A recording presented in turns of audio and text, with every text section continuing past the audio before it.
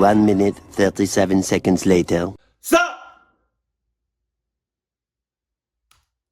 Peter Grimrose looked back at the surgeon who just did his wife's delivery. When can I take them home? After 24 hours. Look, Mr. Grimrose, she will be no less than any normal child. It's nothing but an unfortunate occurrence that your daughter has been born with a partial face. Oh. I'm happy that you're accepting her the way she is. Congratulations. A partial, first of all, why did it start off like that? Second of all, a partial face, if if my kids ever came out with a partial face, first of all, I'm going to say, hold on now. Don't judge me. Give me a second to explain myself. What if the partial face on the face is demonic? It's evil. Just saying. I'm going to love, my baby, regardless. But the little partial face that she got or he got,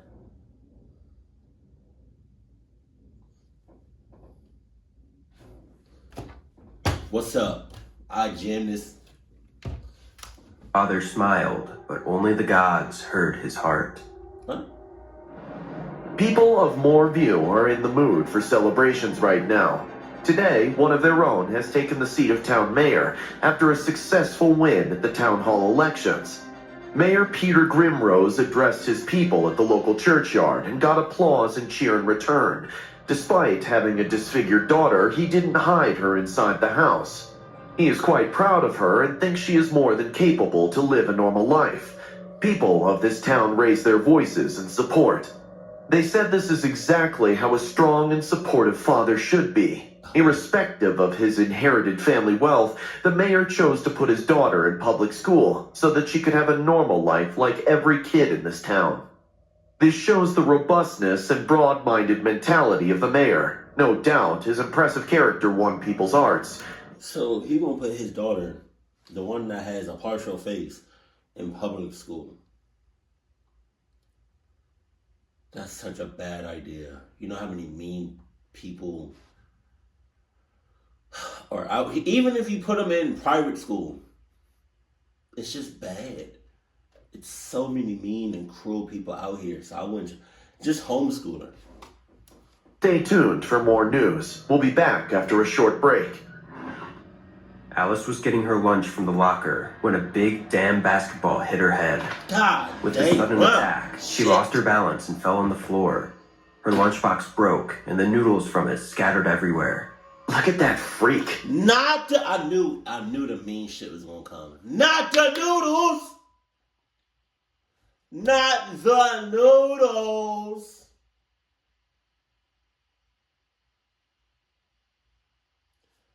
Now I gotta cluck you up.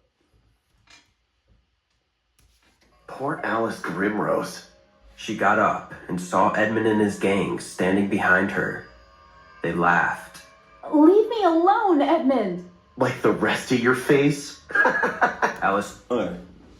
I can tell. I'm pissed. I'm pissed. And you ever meet somebody, you ever know somebody that gets mad but they smile because they're really mad?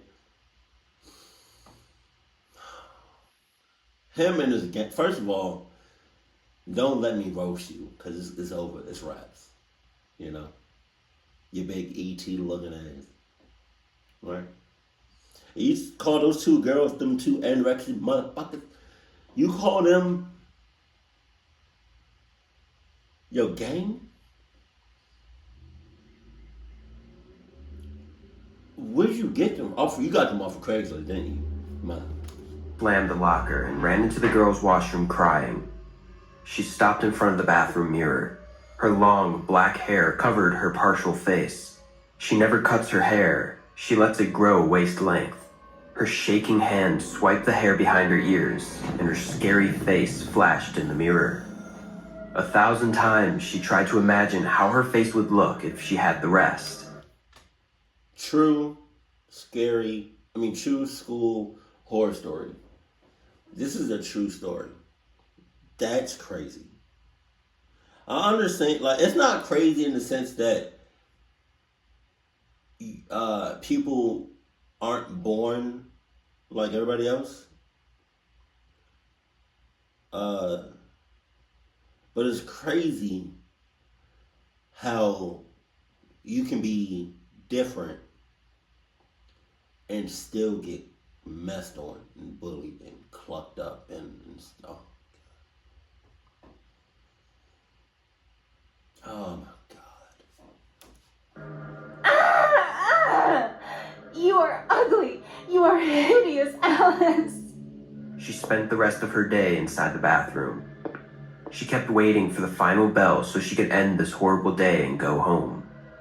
When the bell rang, she waited for 10 minutes and came out of the washroom. All the kids were gone by then. Alice heaved a sigh of relief. She can go home now.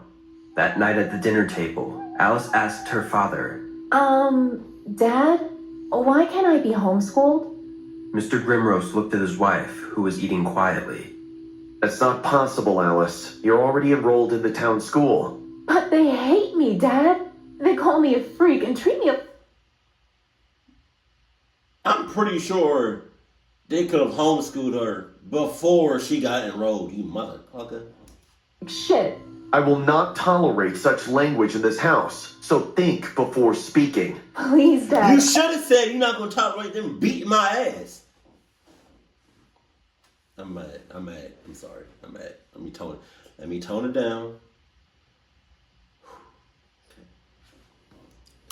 I swear I will study hard even if I get homeschooled. Mom can teach me. A rush of anger clouded Mayor Grimrose's face. Is this all you're doing?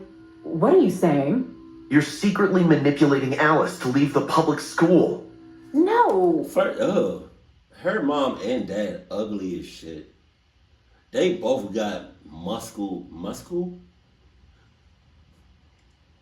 They both got mean, big, muscle ass, bulky ass. I go to the gym every day just do face workouts type of faces, heads.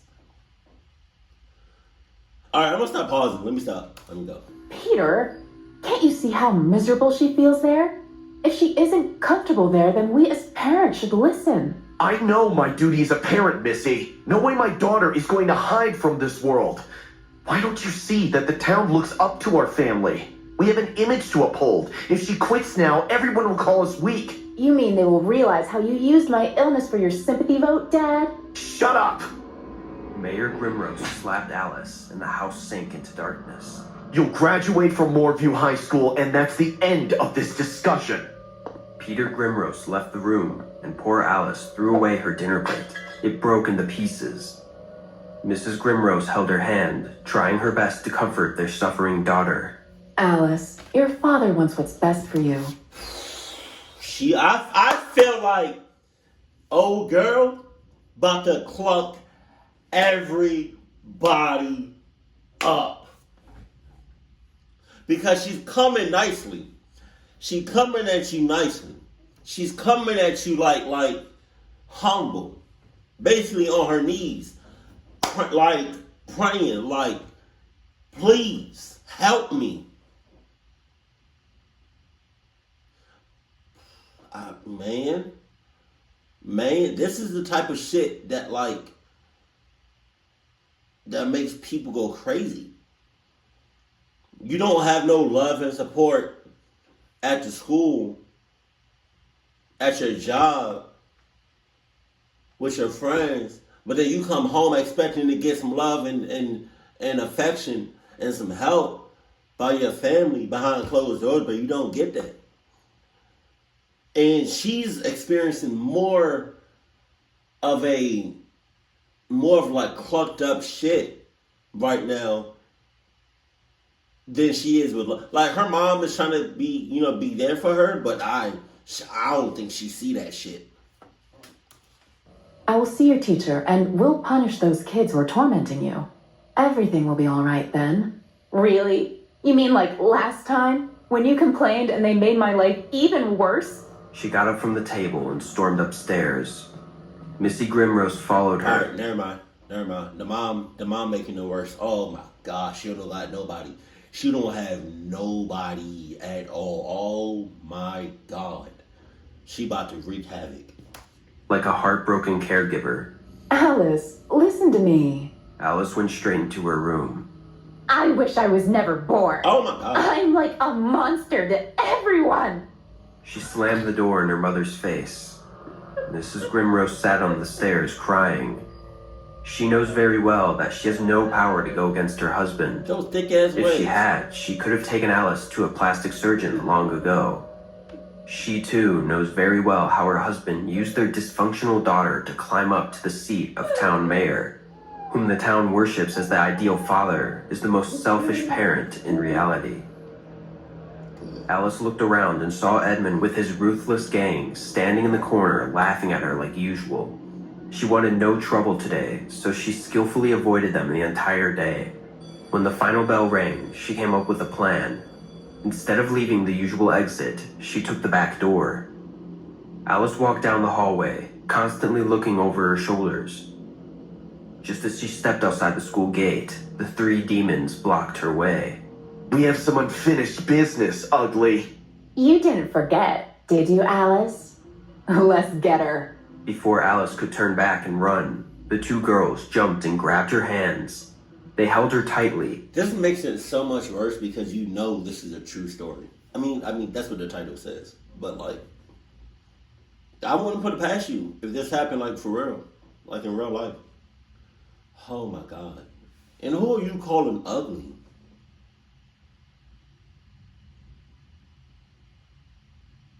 You look like shit, and not that like smooth type of shit, like that. Like that watery type. Every time I use the bathroom, that my shit comes out like water type. Bitch, you look like that one. While Edmund took out a pair of scissors from his backpack. Whoa, what you doing? Oh my God. Yo, this cannot be true. Let me stop pausing so much. So y'all, I can enjoy the story. You all can enjoy. Let me just go ahead and stop. I'm not gonna pause no more. You so scared to show your face to this world. Come, let's make things easy for you. Let everyone see how filthy your face is. Edmund chopped Alice's long black hair from wherever he could. Sam put her hand over Alice's mouth so that no one could hear her scream. The three cruel kids robbed her of the only chance she had to appear normal in front of the world. With her hair cut to inches from waist length, her entire face was now exposed. Look at the ugliest girl in the world. Die, you pig. They kept cursing and insulting her while she sat on the floor crying. Just then, she noticed the broken window above her. Pieces of glass were still hanging on it. She picked one up and attacked Edmund with it. Her first blow cut him in the arm. Then she kicked Trisha on the leg. Let's made her go! fall to the ground. You witch. I'm gonna kill you now. Alice realized they were going to kill her if she stayed here a second more. She turned around and ran straight to the woods. Edmund's footsteps mixed with Trisha's and Samantha's vengeful screams made Alice fear for her life. The woods were deep. Alice didn't care where she was going. She just wanted to go home and never come out of her room again. She ran and ran until the chasing footsteps faded away. After running for quite some time, she finally stopped to look back. She didn't see her bullies. Her scared eyes kept searching for them, though. Alice was looking everywhere. The woods are completely silent now. Only Alice's panting breath can be heard amidst the tall trees. Just when she began thinking that she was safe now, a hand pulled her from behind. And her scream echoed. The Grimroses were sitting in their living room with worried faces. Two cops standing next to them, constantly asking questions. When was the last time you saw your daughter? Right before she left for school. Is it possible she left with a friend? She has no friends. Control yourself, Missy. Don't tell me what to do. Our daughter hasn't come home for 3 days, Peter. Damn! 3 frickin' days. Mrs. Grimrose left the room. Mayor Grimrose tried to handle the situation so the cops don't blame him for his daughter's disappearance. Please excuse my wife, officer. She's having difficulty dealing with the current situation. Understandable. Any parent who hasn't seen their child for 3 days would react exactly like your wife, Mr. Grimrose. An average-height woman with a sharp face and bright eyes entered the room and sat next to the mayor. And you are? I'm Detective Cooper, assigned to your daughter's case. The higher authorities said you were adamant to bring her home as soon as possible. But now, to my surprise, you seem calm. What does that mean? It means, Mr. Mayor, that you don't look as heartbroken as your wife. How dare you say that? I love Alice more than anything in this world. The entire town knows how much she means to me. The entire town knows how much you have advertised her defect to gain the sympathy of your people. Did you know she was bullied in school? This is outrageous. You can't talk to me like this. Did you know she was bullied? Yes, Alice mentioned. And what did you do about it? There's nothing I could do about it. She needs to toughen up. I won't be around to save her from every trouble for the rest of her life. We found Alice's chopped up hair in the school backyard. I think her bullies took things too far this time. We are questioning each one of her classmates. I am confident we will find out what happened to your daughter soon. Do you think she's dead? Detective Cooper turned her face towards Mrs. Grimrose. Yes, I do. She was looking at her with a scared, painful face. We certainly haven't found a body, Mrs. Grimrose. But in case of missing person cases, if the individual is not found within 24 hours, then the statistics say, "Oh my God, no, Alice!" Mrs. Grimrose broke into tears. Alice Didn't the statistics say, didn't the statistics, I cannot say that word. Statistics. Didn't these statistics say?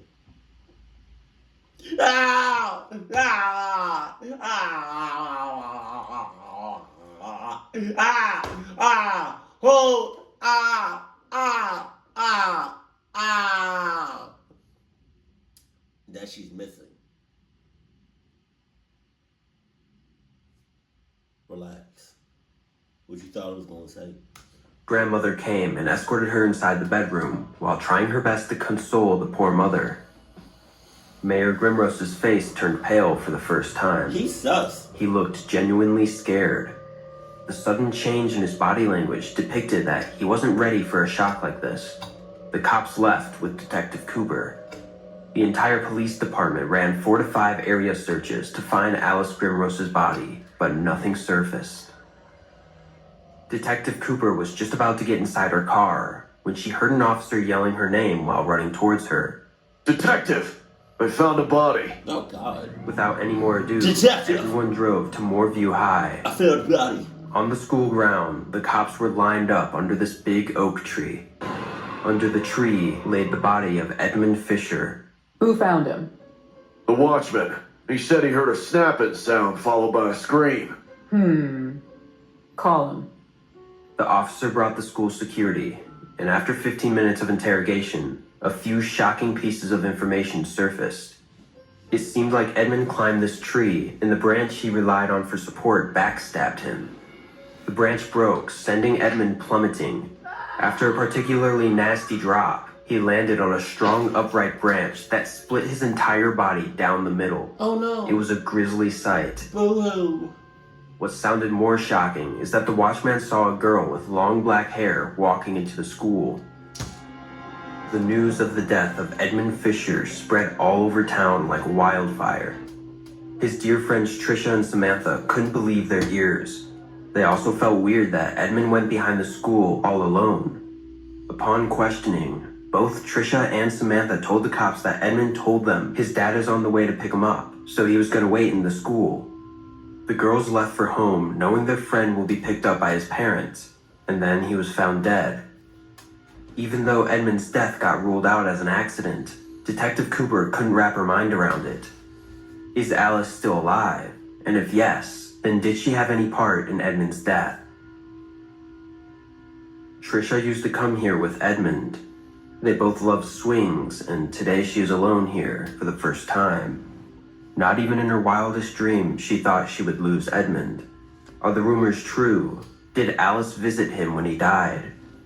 What if Edmund died because of the horrible things they did Cluck. Edmund. Oh. to Alice? She didn't tell her parents or the cops about how they used to bully Alice every day since middle school. That's crazy. Trisha sat on one of the swings, the sadness curled up inside of her chest. She felt heavy and broken. The more she swung, the more Edmund's face flashed in front of her teary eyes. In the spur of the moment, she didn't realize she was going too high. Suddenly, she heard a metallic creak and everything went black. What? I was walking my dog and saw her swinging. Suddenly, the frame collapsed. I ran to catch her, but she... You were walking your dog? Sus! This clutch is in cahoots. Give her 50 to life. instantly fell to the ground. Her face struck hard on that rock. Her brain splattered on my shoes. And then I saw this girl with long black hair standing across the lot, watching this poor girl die. I couldn't see her face. Okay, you can go now. A big frown appeared on Detective Cooper's forehead. A young officer with a worried face came to her. What's happening to this town, Detective? Everyone's saying Saying what? that Alice's ghost's taking revenge on her bullies. I mean, there's no doubt both deaths are accidents. We even have a witness. Those who saw the dead bodies also saw Alice in the same spot. If she was alive, someone would have seen her. A 12-year-old girl can't hide in this town without being seen for 4 straight days. So, you want me to tell the authorities that a girl's ghost is killing the kids of this town? The officer immediately went quiet. Cooper looked at the swing frame. Suddenly, a cold shiver ran down her spine. The second swing, which was still attached to the frame, caught her eyes. The bolt looked sturdy and strong enough to hold the swing in place. No way this could have loosened up on its own. She quickly looked at the broken swing. Its bolt had a few marks on it. What do you think this is? Probably tool marks. When the workers fixed the swing, the wrench they used might have resulted in these marks. Or when someone loosened the screw on purpose, knowing that Trisha often comes here. But how could they know she'll sit on this particular swing? She could have sat on this one, too. You were right. Let's check. Sit on this one. What? Just sit on it, Miller. Officer Miller sat on the swing, and as he took one leap, the bolts broke down, making him fall, along with the second swing. Shit. You're right. Both the screws are loosened up. It's a trap. Come with me. Detective Cooper drove to the school's backyard with Officer Miller. She parked the car outside the fence and then entered the ground from the small back gate. Her eyes were constantly checking out the tree. She took off her boots and started climbing. Officer Miller watched the respected detective climbing the tree like a kid. When she reached the broken branch from where Edmund fell, she got goosebumps.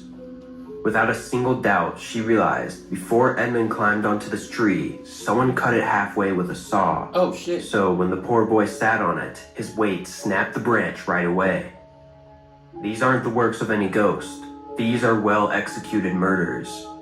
Didn't one girl's parents say she was a close friend of Trisha and Edmund? Yes, the daughter of the town pastor. Drive to their house. Right now. They jumped in the car and took off full speed. The setting sun is slowly pushing the town into the darkness of the night. When they reached the town pastor's house, they heard a scream. A woman was screaming. Detective Cooper ran inside the house and found the inevitable has already taken place.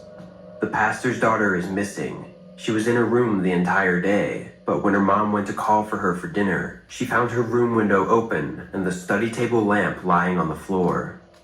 Someone took her away! I bet it's the killer, Detective! Did Samantha have any favorite place in this town? Someone took her away. I bet it's the killer, detective. No shit. What? I don't... This is not time to think, Pastor. Your daughter's life is in danger. She loved the lake. She often visits it on holidays. Miller, get in the car and call for backup. When Okay. they reached the lake, they could hear the screams of the little girl coming from the lake. Detective Cooper took out her gun, and so did Officer Miller. They both ran to the end of the lake, following the screams. What they saw swept the ground beneath their feet. Samantha was held to the ground by an unknown attacker. The light post illuminated the scene. At some distance stood Alice, the disfigured daughter of the town mayor. She had a wig on her head, which was already out of place, and she was staring at Samantha with wide, still eyes. Stop. Throw the knife away and back away from Samantha. I swear I won't say it again. One wrong move and I will shoot you, Mrs. Grimrose. Mrs. Grimrose turned back at Detective Cooper with hungry eyes and a demonic face. The sweet, heartbroken mother has suddenly turned into a demon from hell. Seeing the gun pointed at her, she slowly let go of Samantha. The moment I saw red nail polish on the tree branch, I knew it was you. I remembered the crumbled nail polish on your right hand the first day we met.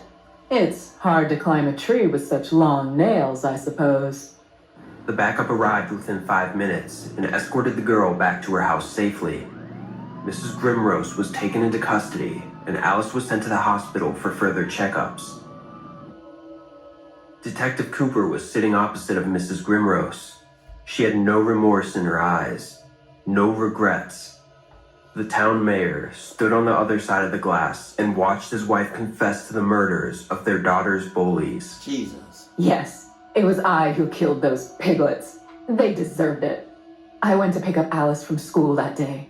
I was going to tell her that I'll homeschool her myself, that the kids won't be bullying her anymore. And then I heard her scream. I went to the backyard and I saw her running into the woods, chased by those 3 cruel kids. They chopped her hair off. Can you believe that, Detective? They held her down and chopped off her hair so she could be even more miserable. So, it was you who hid Alice all this time and made it look like she got abducted, or even worse, murdered. Yes, I kept her in the attic. She hasn't spoken a single word since that day. An She's attic. like a living husk now. That's when I decided I will take her revenge. I couldn't stop her selfish father from using her illness as a show. That disgusting son of a witch is the main reason why my daughter never felt safe. After killing Samantha, I was gonna kill him too. Oh my God. Why did you bring Alice to the crime scenes? I wanted her to watch. I wanted to show her that her mom loves her. She's not going to let people live once they have hurt her daughter. I thought, if she watched them die, she might start talking again. But she never said a single word. Just witnessed these deaths like a mannequin. Detective Cooper ordered the officers to take Mrs. Grimrose away. She was put into prison for lifetime. Hey. Mayor Grimrose resigned from his post and left without any traces. Alice lives with her grandmother now.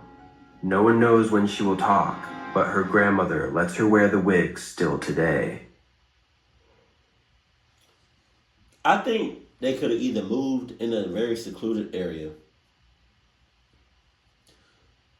or could have been homeschooled since the very beginning. Because I'm saying, people pick on people that look a little different. You got a whole face on you. Like, at it. You couldn't possibly think, shit was gonna be sweet. You know what I really hate? Is when you have like a public figure, or not even a public, like you have somebody, anybody, regardless of the status, they act one way in public, but behind closed doors they act another way. And it's crazy because sooner or later, what you hide behind closed doors is going to come out regardless. It's going to come out at a certain point in time. So why not just confess or switch up or do the same thing you doing outside, inside, or vice versa. Don't switch it up on them. Be the same person. Because that's fake. That's crazy. Mama, I think you OD'd by killing those kids. But, to each his own. I don't know really what to really say about that. I was bullied in high school and in middle school and in elementary school. God damn. But, I ain't want to I did want to hurt people. I didn't want to kill nobody though. That's crazy though. But I guess, I don't really know how to explain it. Like, I got bullied, but I think I turned out pretty good. But then again, I didn't have no face on me. So, I don't know. I don't really know what to say about this. Keep it cool, keep it classy, and I love you. Stay happy, my family.